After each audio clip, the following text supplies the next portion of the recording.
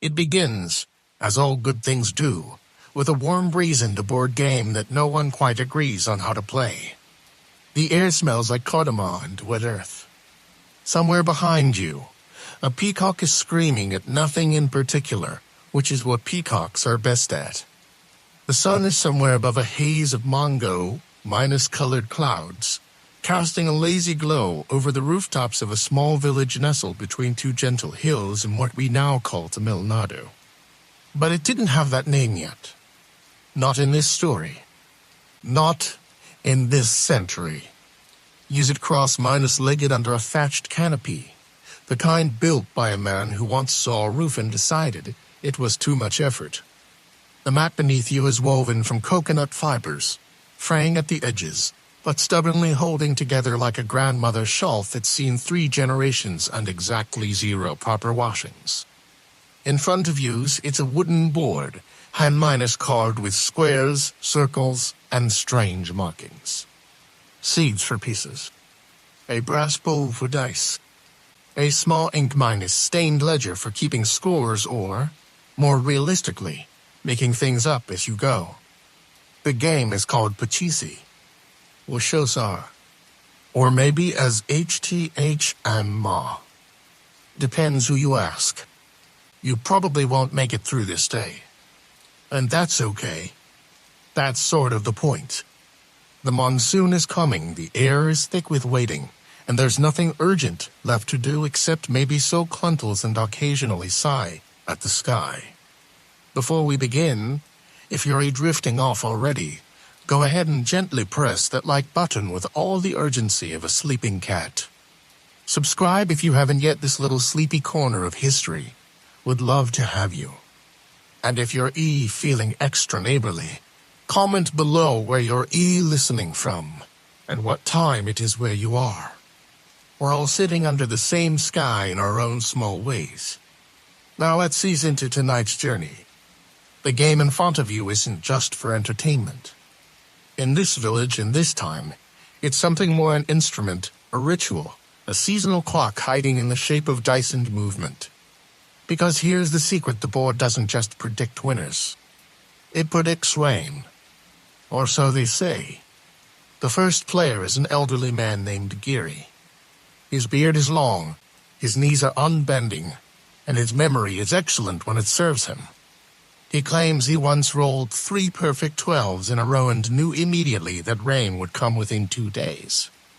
That, or his cousin would lose a goat. The details are flexible. Still, you can't help but notice the atmosphere around the game. The way people sit with straight backs. The way bets are placed not in coins but in future chores. The way someone always seems to be watching the sky while counting pieces.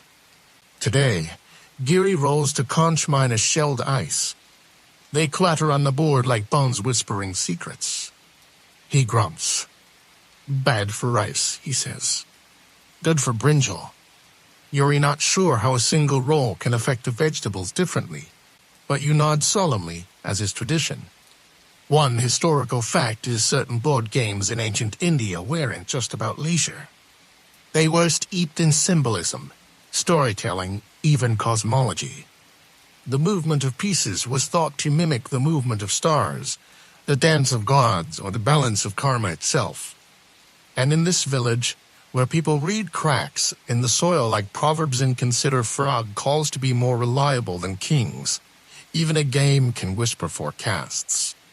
Scholars still debate whether the predictive element of Pachisi was taken seriously or was just a clever way to pass time during the wet season with a touch of drama. But the villagers here, they believe. You roll next. The seeds land unevenly, one on its side, one spinning. A child gasps. The wind picks up, and someone across the courtyard yells, "Smell that." Mango tree's nervous again. You don't know what it means, but you feel it. Something is shifting. And the game, somehow, knows. The afternoon stretches its limbs across the village like a sleepy cat warming its belly in the dust. The light is softer now, amber around the edges, casting long shadows across the board. The pieces haven't moved much. That's how it goes. Pachisi is not a fast game. It's a meander, a meditation, a subtle war waged in sighs, squints, and casually delivered remarks about how your opponent once stripped over a goat and hasn't been the same since. You roll again. The seeds bounce, settle, and Giri winces. You shouldn't have done that, he mutters. Before you can ask why, a breeze cuts through the courtyard. Sharp, unexpected, cold like a memory you forgot you left behind. Everyone freezes for a moment, looking up at the sky, which now seems one shade darker. A bird calls once, then shuts up for the rest of the hour. It's too early, someone whispers. Too early for that wind. You're not sure whether they mean the monsoon or your dice roll. At this point, there's very little distinction. As you wait for your next turn, someone brings a tray of spiced tamarind water. It stands out oddly comforting, like a good piece of gossip that doesn't hurt anyone. The drink is part of the routine, a cooling tonic served every time someone rolls a double six, which, as folklore goes, is when the gods start paying attention. Obscure cultural tidbit. In some South Indian villages, every part of Pachisi used to be played according to lunar phases. Dice were rolled only during waxy moons, and any game played during a full moon had to be accompanied by coconut sweets. No one remembers why. No one questions it. It's just how it's done. The game continues. Someone accuses someone else of favoring their own nephew's pieces. Someone else insists that cows walked backward this morning, which is definitely a sign of either rain or general doom. Both are met with the same resigned nod. Across the courtyard, a woman begins stringing together neem leaves and hanging them over the doorway. Not for beauty, for warning. Neem, after all, is bitter enough to scare off both insects and ill omens. Rain's close, Giri says again. You glance upward. Still no clouds. Still no thunder. Just a thickening. A quiet tension in the air, like the whole village is waiting to exhale. Then, just as you're about to roll again, a sound. A low from distant but clear.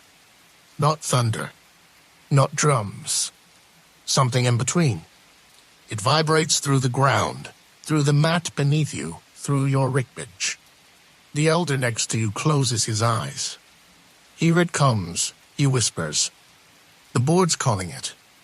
You roll. The pieces land as they always do, innocent, wooden, still. But the board hums.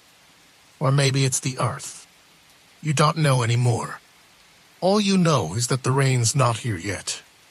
But the game just promised it would be. You wake from a short doze with the imprint of a tamarind seed on your cheek. It's late afternoon now, and the game still isn't over. Pachisi, like the monsoon, does not obey your schedule. You stretch your back slowly, every vertebra clicking like a stack of clay cups being put away. Giri is still there, of course. He hasn't moved in what feels like a century, except to adjust his long, iron accuse an abring goat of espionage.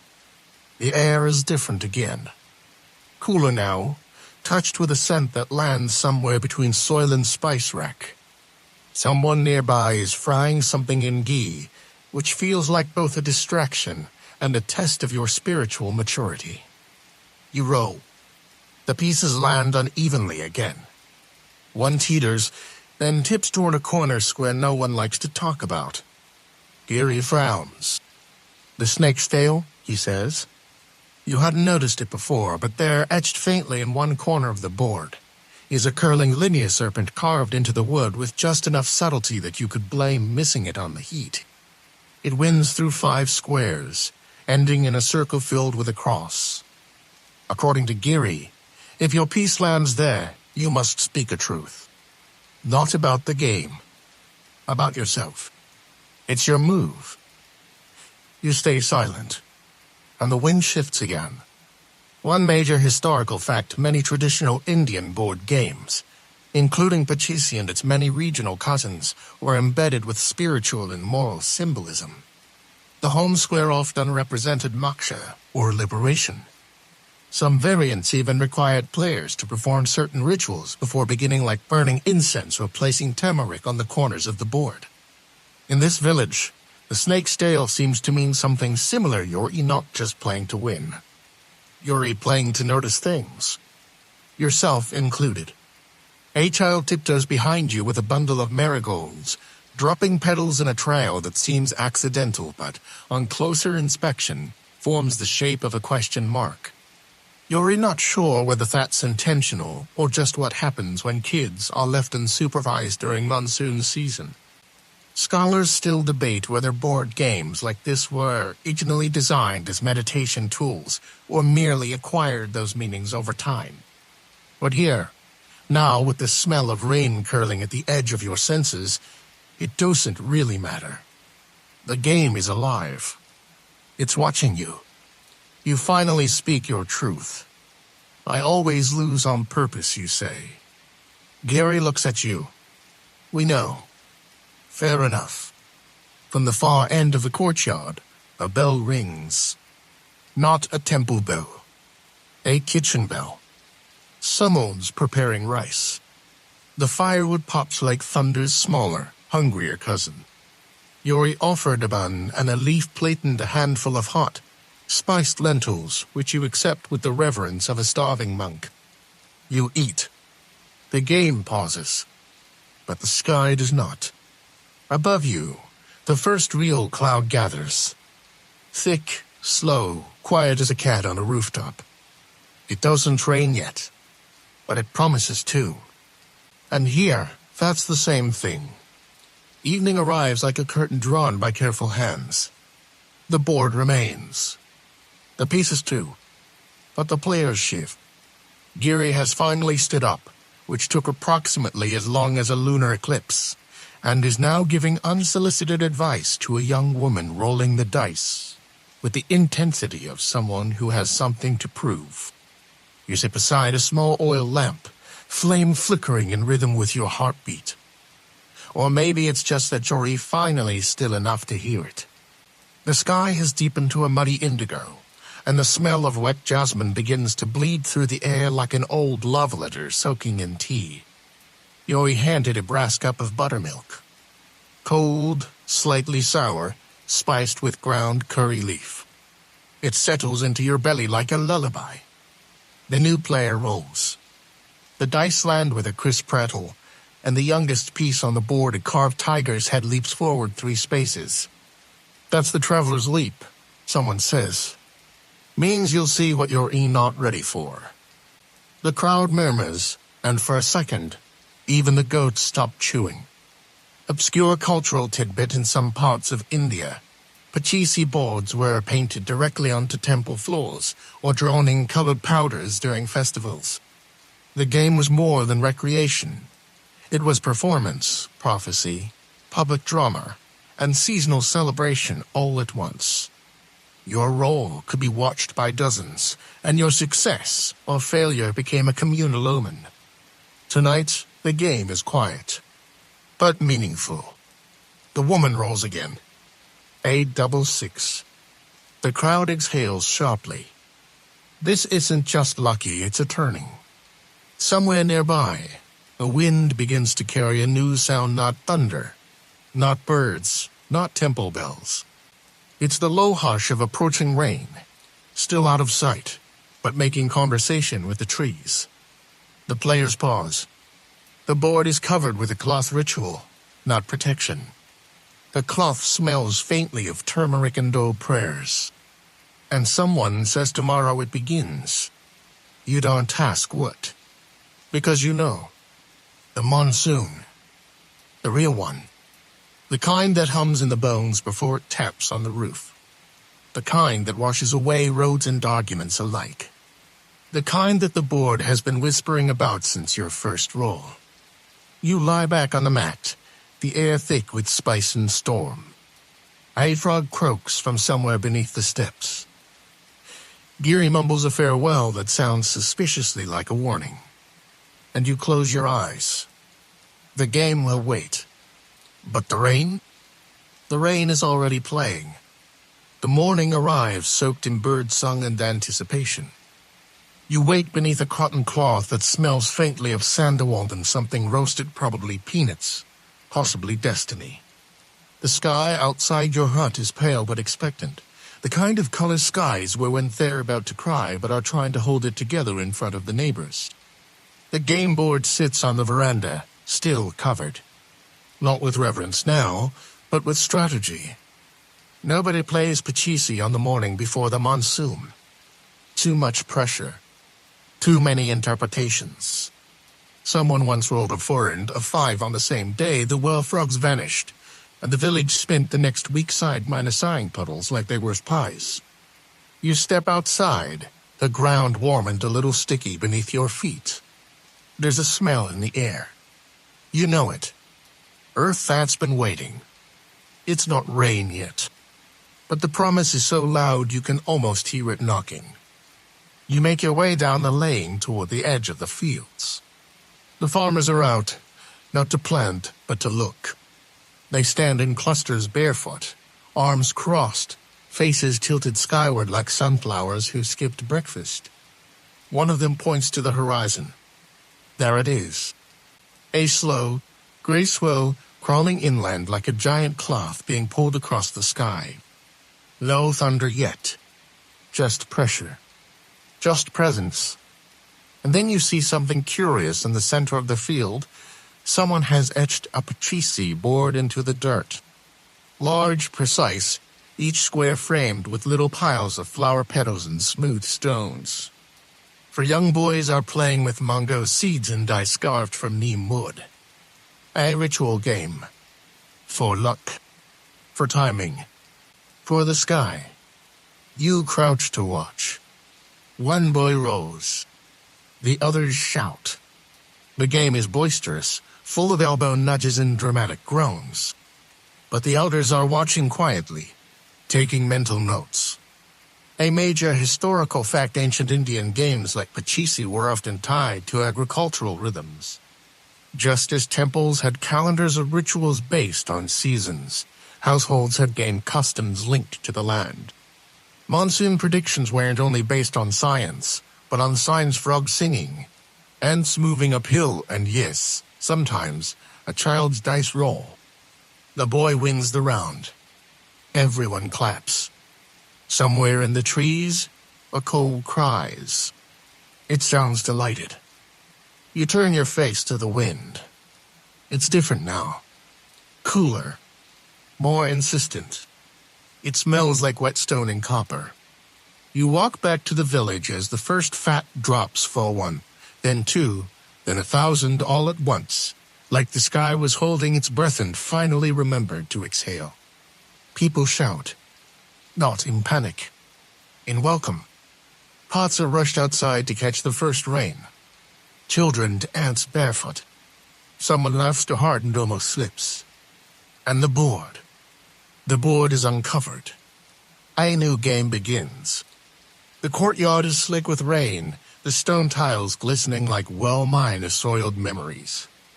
You sit cross-legged once more, the Pachisi board between you and the new opponent Mira, a teacher with a suspiciously good memory and an even more suspicious poker face.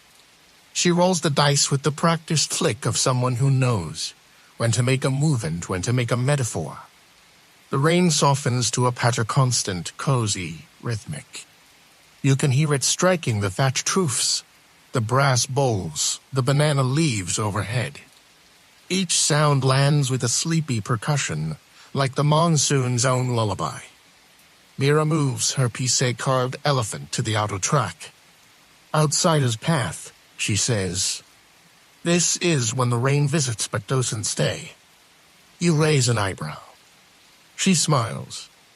And you realize this is part of the game, now reading meaning in every piece, every move, every roll. You roll. The seeds clatter, settle. Home square, she says. Careful. That's the dreaming step. Obscure cultural tidbit: some Pachisi boards were designed to be played as dream maps. Certain versions, especially in northern regions, used symbolic markings to represent stages of the soul's journey in sleep. Playing a game during the monsoon, when dreams were believed to be more vivid, was said to help decipher the messages hidden in rainfall and thunder. As the game plays out, villagers pass by. Some pause to watch. One offers you a roasted chickpea snack with all the reverence of a temple priest offering sacred ash. You accept it with the same solemnity. A little girl brings a tiny clay pot filled with monsoon water, the first collected drops. She hands it to Mira, who pours a few drops onto the board. The pieces don't mind. They glisten in the new light, as if the game has been officially baptized. The game pauses as thunder rolls in the distance. Not loud. Not alarming. Just a reminder. The wind through the courtyard stirs the edges of your shawl. You tuck it closer.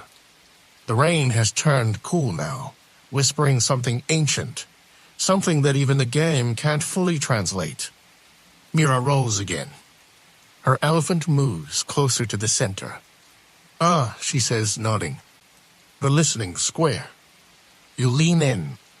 The courtyard, the rain, the laughter down the lane, they all seem too hushed for a moment. And you hear it. A single drop striking the center square. Like punctuation. The rain agrees. So does the game. So do you. You let your turn wait. Because sometimes, listening is more important than moving. You're still sitting cross-legged when the bell rings from the temple. Not a grand bell. Not one of those towering bronze monsters that echo across mountains. This one is small, sweet, and a little dented from centuries of honest use. It sings like an old friend, clearing their throat gentle, ceremonial, and not in a rush. You and Mira pause the game. Because when the bell rings on the second day of the monsoon, there's a rule again. One of those rules no one remembers writing down. The board must be turned 90 degrees, and every player must switch seats. Mira grins at your confusion. To shift the fate, she says. If the game doesn't move, the rain stops learning. You do as you're told. Now you're facing east, toward the low rise of trees where clouds gather like teenagers behind the school kitchen. You see them swirling, not dark, not angry, just purposeful. The game resumes. You roll. A3. Mira nods as though it confirms something she suspected. Third step after the flood, she murmurs is watching. Your piece, now a turtle, creeps forward. It lands in a square marked with a faded etching of a sun behind a cloud. The pause square. Mira smiles again. You'll wait here, to hear what changes. The rain slows. Not stops, just eases. Villagers wander past with bundles of green mangoes, baskets of soaked hibiscus, and the occasional disapproving chicken. A group of elders huddle under a neem tree, debating whether the wind came from the southwest or merely from an over-eager cook fire.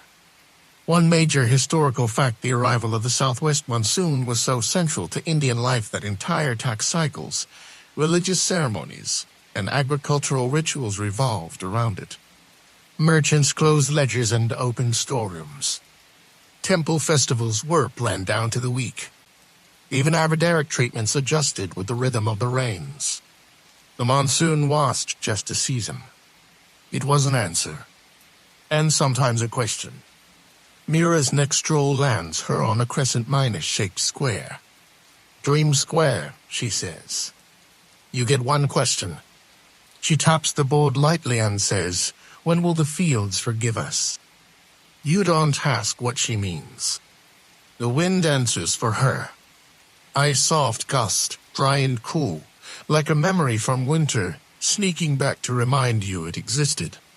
Scholars still argue whether this layering of symbolic meaning in Pachisi was formalized by religious schools, or whether it evolved slowly, absorbed like moisture, into the fabric of life. The truth, as usual, lies somewhere between a footnote and a folktale. Mira doesn't wait for the answer. She moves again. The turtle follows. The rain returns, steady, sure, and a little wiser. You breathe with it. And the game continues. Evening tiptoes in on wet feet. The lamp beside the board sputters once, then glows steady, casting long, stretched shadows across the stones.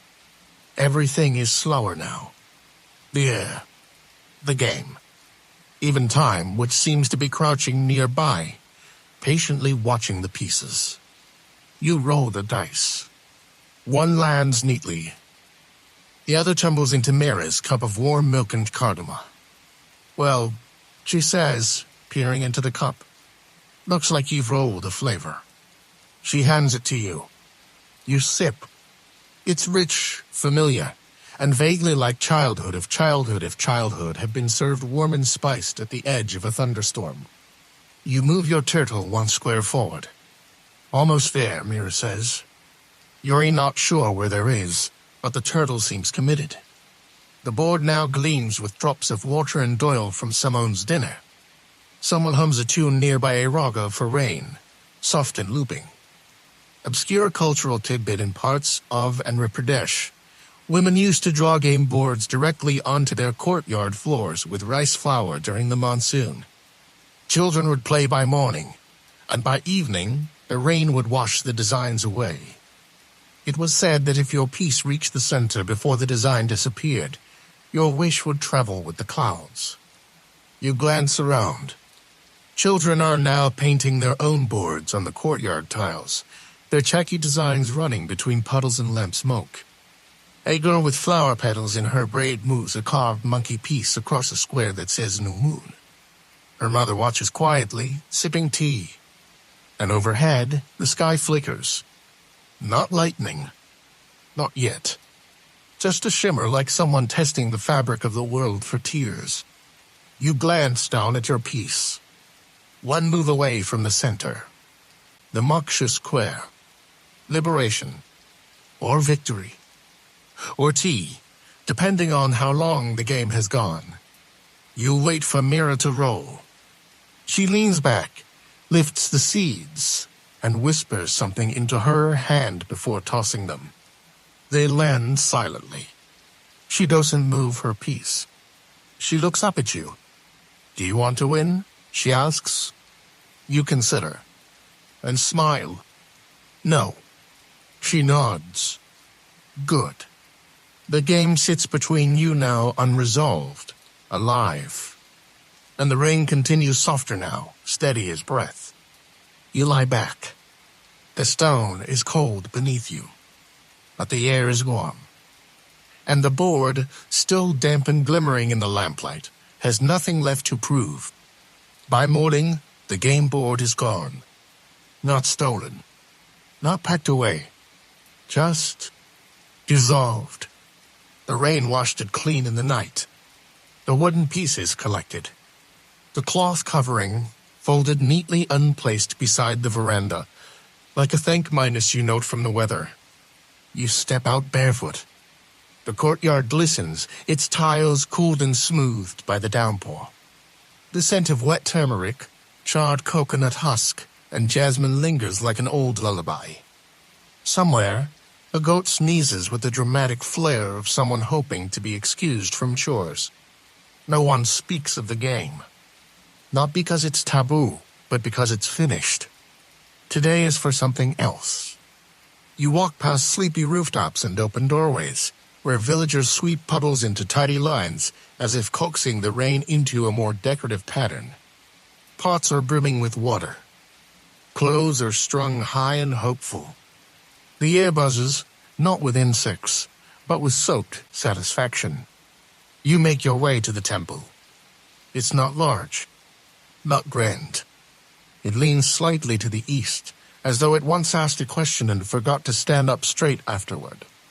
But it's the kind of place that feels older than language. The kind of place where stories curl up in corners and wait for someone to listen. Inside, a priest is drawing lines on the 4 squares, triangles, arcs. A new board. Not for Pachisi this time. For Neve can carry. You raise an eyebrow. He nods, barely looking up. Today's a day for asking different questions. Nevi can carry, sometimes called Nine Men's Morris, was adapted in many forms across India, though the Indian variant took on layered meanings.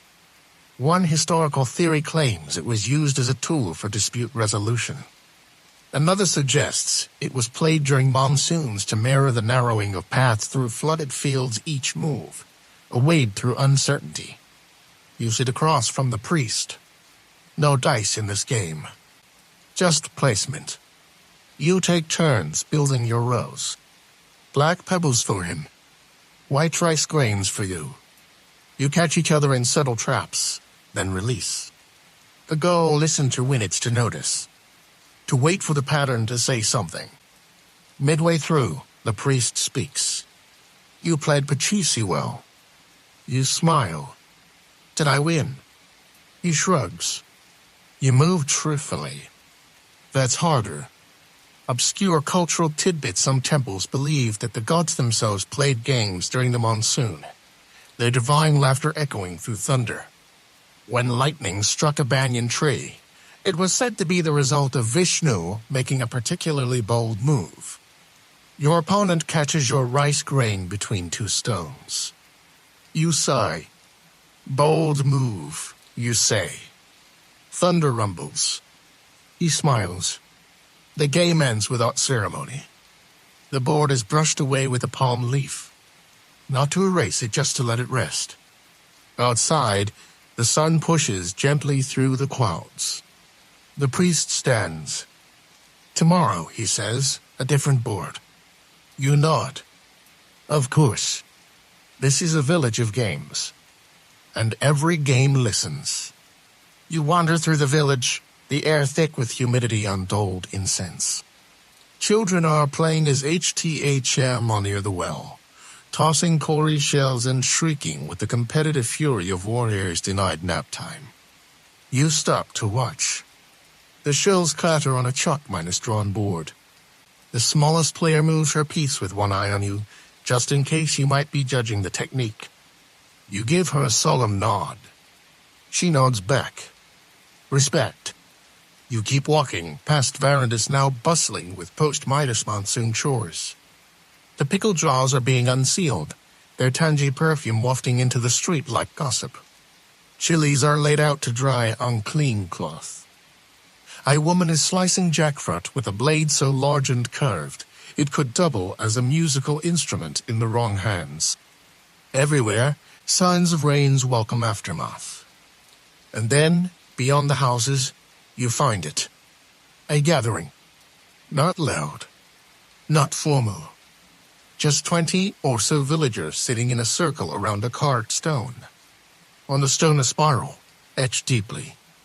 Around it, small divots like a celestial game board. You sit at the edge. No one explains. This game has no name. Each person takes a stone, places it on a devote, waits. No dice. No movement. Just breath. You wait too, and something strange happens. You feel quiet, not bored, not sleepy, not owned out, but still, as if the rain, the games, the laughter, the thunder, the temples, all of it is sitting beside you, watching the spiral too. One major historical fact: spiral board carvings have been found in ancient Indian sites. Their purposes unknown. Some believe they were counting tools. Others say they marked sun paths or lunar cycles. Some scholars suggest they were pro-minus games, ways of understanding time, not by numbers, but by feeling. You don't know what this is, but it feels like the last page of a book you've already read 3 times. Someone stands, places a flower on the center spiral. Another follows, dropping a leaf. You, too, reach into your pocket. You have nothing but a seed from last night's lentil stew. You place it down. It's enough. You stand. And the game, whatever it was, continues behind you, soft and still and waiting. like rain before a roll of the dice. The village has taken on the quiet confidence of a place that has survived the first few days of rain without floating away. The courtyard's smell of soaked spices and mended thatch. Clay pots brim with harvested water. The dogs, who earlier behaved like prophets pacing under stormy skies, are now lounging in doorways, very much retired from their meteorological duties. And you? You're in a mango grove, watching someone draw a board game into the damp soil with the stem of a betel leaf. "New game," says the man crouching beside it. HES smiling the smile of someone who definitely made up the rules, but will deny it until his last breath. The game is unfamiliar. Squares arranged in uneven spirals, like a snail had tried its hand at sacred geometry. Each square is labeled with a word in Chaki Tamil. You recognize none of them. "It's called Moshe Pathai," he says. "The rain path." You raise an eyebrow. "It's not real," he admits. "Unless it works." You sit beside him. The game uses small turmeric roots as pieces. Each turn is determined not by dice, but by stories. You must tell one true, invented and move based on the reactions of your opponent. A nod means one square. A smile, two. A belly laugh? You're practically sprinting. You try it. You tell the story of the time you rolled a 6 into goat's knees and someone said it was a good omen for eggplant. He chuckles. You move to squares. One major historical fact storytelling games were a genuine genre in ancient India, called Kathamina Skolaki, SCPA, or story games. They were used in temple courtyards to transmit moral teachings, astrological signs, and even agricultural tips, blending entertainment with subtle education. Obscure cultural tidbit in some households, games were, but on Thursdays, considered a sacred day for introspection and silence. However, storytelling was still permitted if the story included at least one animal and one mildly embarrassing mistake. You continue. Your opponent tells of his grandfather, who once predicted a drought because his sandals squeaked a certain way. You nod. He moves. The game lasts an hour, or maybe more. Eventually, you both reach the center square, a small ring of marigold petals and salt. No one wins. That's the point. The monsoon isn't a race. It's a rhythm. And sometimes the stories know the way better than the rules do. You return to the temple courtyard, passing fresh column drawings that stretch across the ground like gentle lace work. Their curves are slick with dew, and the rice flour shimmers faintly in the morning haze. You find Mira there. She's not playing today. She's preparing. Beside her is a box. Not ornate. Not ancient. Just a wooden box with small hinges and a frayed cloth handle. Inside, you glimpse dozens of tiny carved pieces, lotus buds, miniature umbrellas, clouds, birds, waves. A collection of symbols. Monsoon Oracle, she says. "Want to try?" You nod. Of course you do. She sets the pieces on the stone floor, each one facing a different direction, like compass points invented by a particularly whimsical rain cloud. Then she lights a stick of camphor and lets its smoke drift over the game. "Choose 3, she says. You reach. You pick a cloud, a frog, and a broken sandal. Mira laughs. A fast season, much noise, and someone's going to fall. That tracks. One major historical fact, India has a long tradition of divination through play. From Kori minus shell astrology to parrot fortune minus stelling to symbolic dice throws, the lines between game, ritual, and forecast often blurred, especially during seasonal changes like the monsoon. She lets you ask a question. You think carefully. Then how long will it last? Mira rearranges the pieces. Until someone listens. You're about to ask who, but you already know. You stay in the courtyard a while longer, watching the smoke curl around the game pieces. Somewhere nearby, a parrot screeches what might be profanity. Or perhaps it's just commentary. Children run by, trailing scarves like sails. A woman waters tulsi with a copper cup. The rain has paused again, as if catching its breath. You catch yours too. Obscure cultural tidbit in some traditions. The first break in a monsoon was celebrated with an offering of fried snacks and small games played with seeds and stones.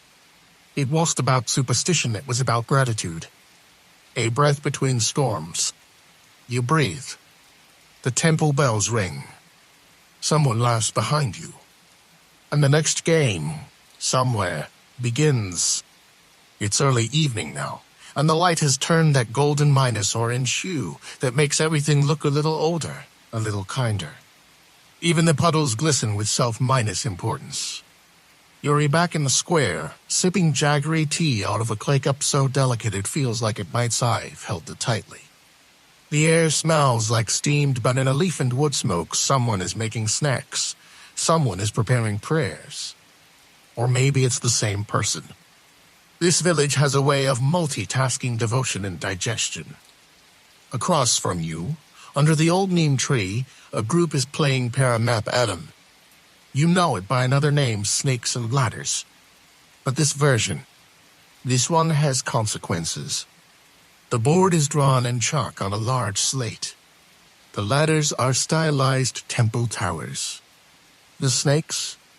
More like long, sinuous rivers, their tails curling back into the underworld.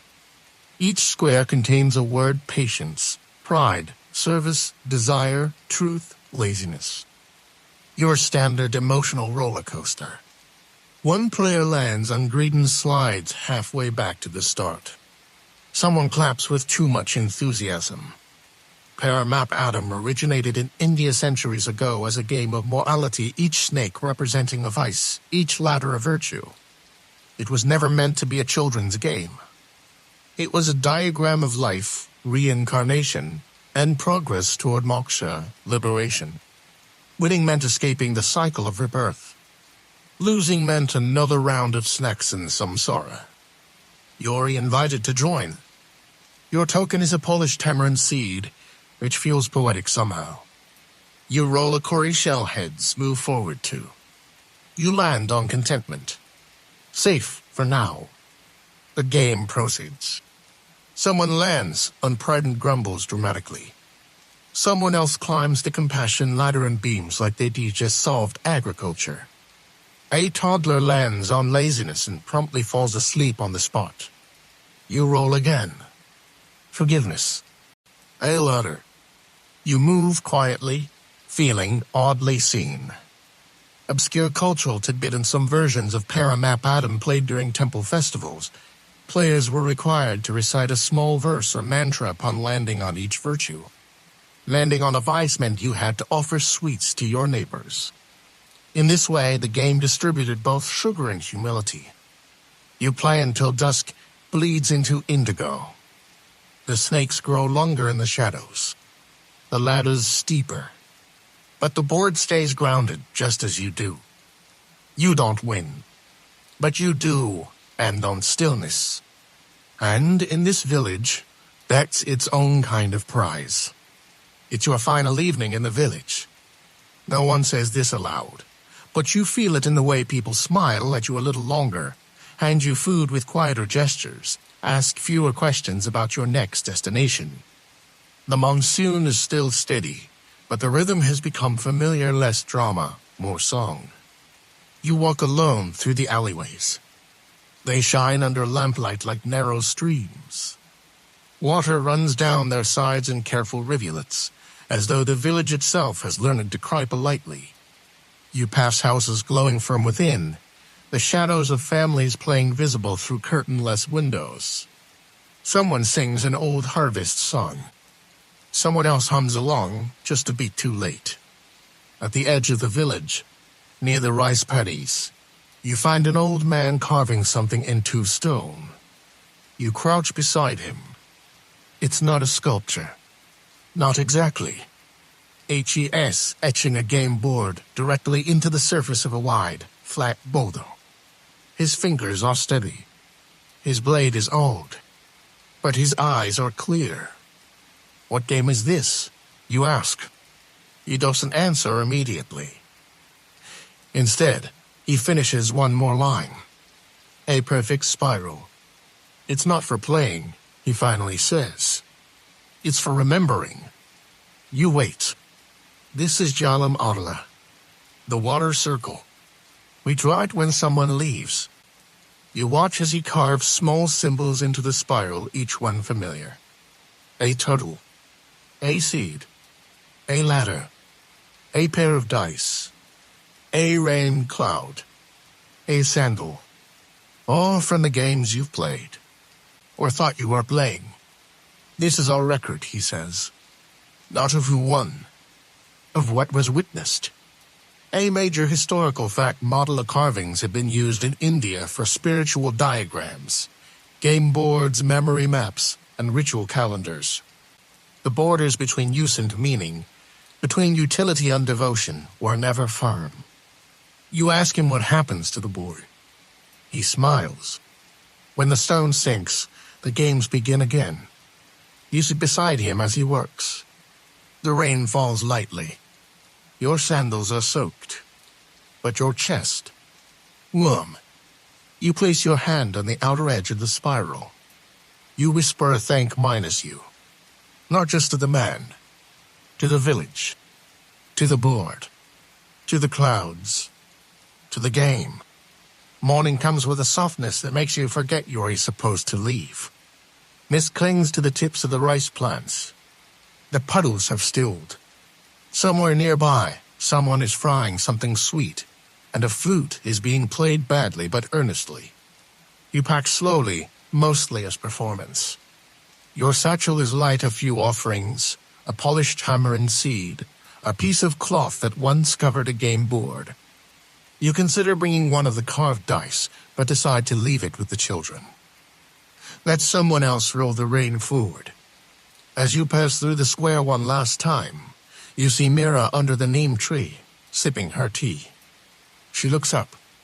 Did you learn anything? She asks. You pause. Then yes. And no. And maybe. She laughs. Good. That means you listened. You sit beside her. There's no game laid out this morning. Just the board in your memory, still glowing faintly from last night's play, from that time you landed on forgiveness, and again on stillness, and once on truth by accident when you were aiming for luck. The clouds are breaking. Sunlight drips through them like oiled on old parchment. You know, Mira says, the monsoon never really ends. It just forgets where it was supposed to be. One final major historical fact: the rhythms of monsoon gaming, whether in temple courtyards, shaded verandas, or etched into stone, were as much about waiting as playing. They were rituals of surrender, of noticing, of staying put when the rest of the world kept moving. You walk to the edge of the village. The trees part for you. The path is muddy, but familiar. As you leave, you look back just once, and you see it.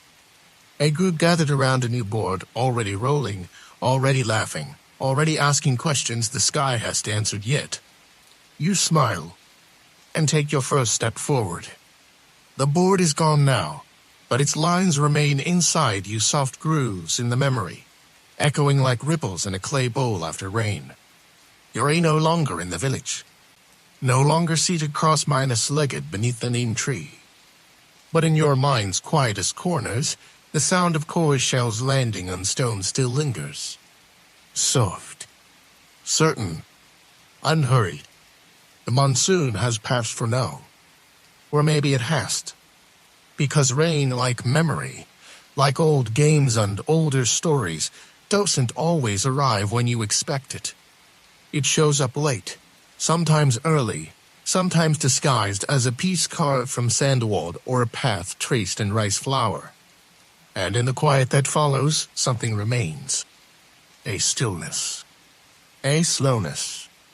A softness in the air. Let yourself rest in that now.